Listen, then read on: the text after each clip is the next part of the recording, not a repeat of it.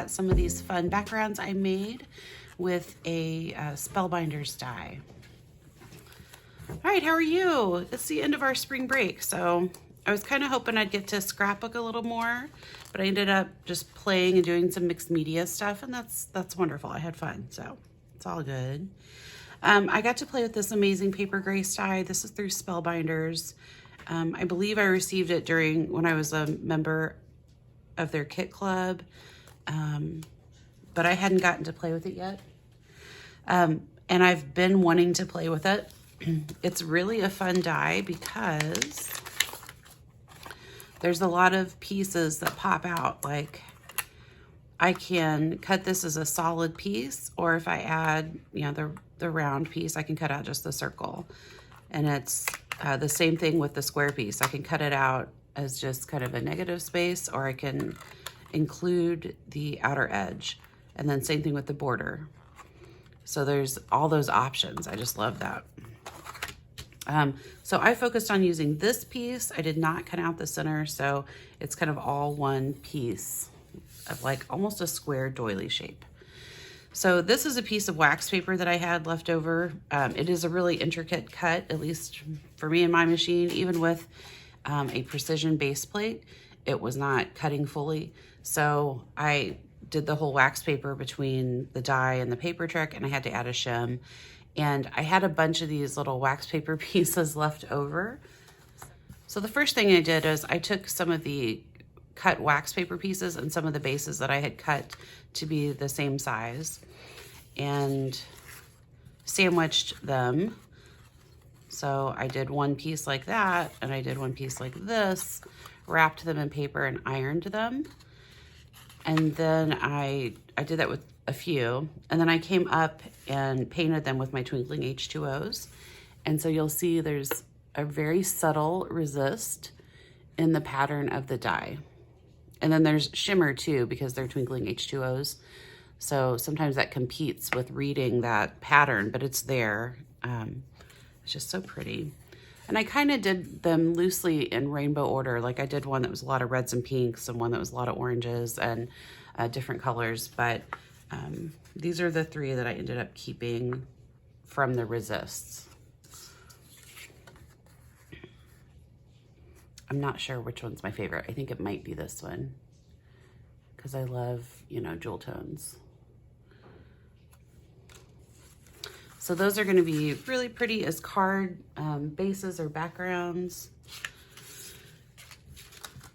So then I took the actual die cuts that I got, and the first thing that I did was I chalked them. My daughter did as well, so we each did one. I think hers is the kind of softer one. And so what I did for this one is it was a white die cut. I pressed it into an embossing ink pad and pressed the ink pad on top of it too, just like any which way I could to get that ink on it. And then I took a chalking kit that I have and just did a little diagonal rainbow gradient. And it's a little splotchy, kind of a tie-dye effect, but I wanted to try this really soft effect first.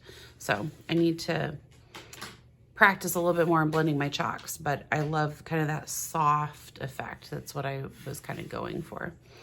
So I made those two, or my daughter made one. And then I did two with an ink blending brush. So this set here on the right I did first, and I did this with just the ink that was already in my brushes. I have like a red brush and an orange brush and a yellow brush. So blender brushes that I've wrapped a little piece of washi around. Let me show you. I've just wrapped a little piece of washi around to show that this is the brush I use with my purple inks. So I did not add any ink on this one. I just used the ink that was already on my brushes. And it's looking really vibrant on my monitor, but it's softer in real life. It was definitely more of that wash of color that I wanted. It blended more easily too. But then this one, I just went ham and I got inks. I used my Distress inks. I feel like I need like the Golden Honey one. I think I used Scattered Straw and it was not strong enough. But my other colors were really strong. And I love how vibrant this is. It's just so pretty. All right, so then I still had a lot of these wax paper pieces left, and so I wanted to try using one as a stencil.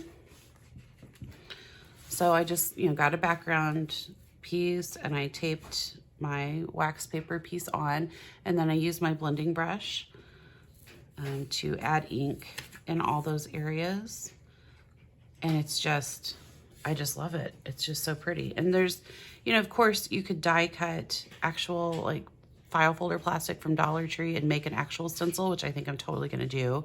But this was just kind of, I had this and I wanted to use it. This is actually my last one. I've used all the other ones that I cut, but I just love that effect.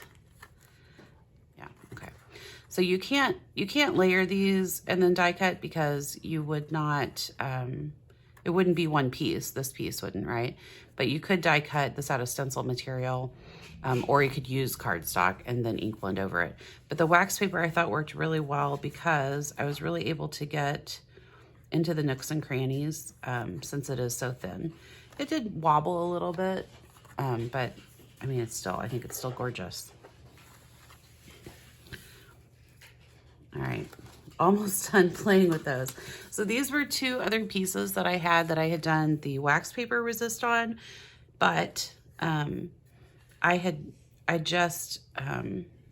wasn't showing up. If you look really, really close, you can see, you see those curly cues? That's kind of the effect I was getting. It was almost like an outline. So for these two, I went back and again, laid this over the top.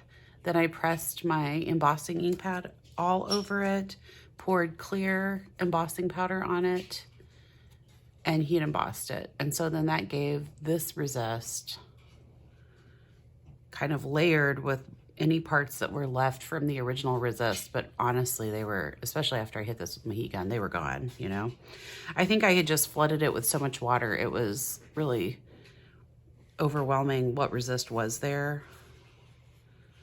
And even now, when I feel this one, I overdid it because I burned off most of the embossing powder. But you can see the resist more clearly. So those are all those. I thought there were just so many fun effects from one die. All right, so that's okay, it's not a big deal.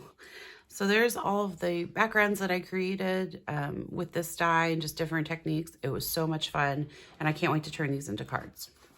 Hopefully that'll happen this week, but sometimes I get really overwhelmed with a project. Like it seems like too much, and then I have to just like let it set for a little while. So we'll see. I've got the card bases all ready to go though, so that's good. And then I also used my Sheetload scraps this week, and I just knocked out a couple of very simple cards, just little hello note cards. I used the same die that I'd kind of used on the original. Was able to use up some of the flowers since I tucked them behind. I didn't have to shape them too much or anything. And these were just kind of quick and easy and simple. And that's everything for this week. I did a lot of little space arranging projects too. One of them was I kind of gave up on Flosszilla. It was just really, really overwhelming me, and there's no way I was ever going to use all of those items. So I just ended up keeping a light, medium, and a dark of each kind of color family that I wanted to keep. And this is going to be plenty for me, I think. And the rest I'm going to donate to a secondhand craft store. I've got a couple on my radar that I'm kind of liquidating my Etsy to, and I'm going to send those their way. So leave me a comment below which effect you liked the most. So we had one was the wax paper resist. The next one, the next one is chalking on the die cut. What's going on there? Number 3 was kind of the ink blending technique. Number 4 was using it as a stencil. And then number 5 was doing using the stencil to add clear embossing powder. So let me know which one you liked in the comments. Thanks so much for watching. If you like this video, please consider liking or subscribing. I hope you have a great week, and I will see you Monday with a new process video.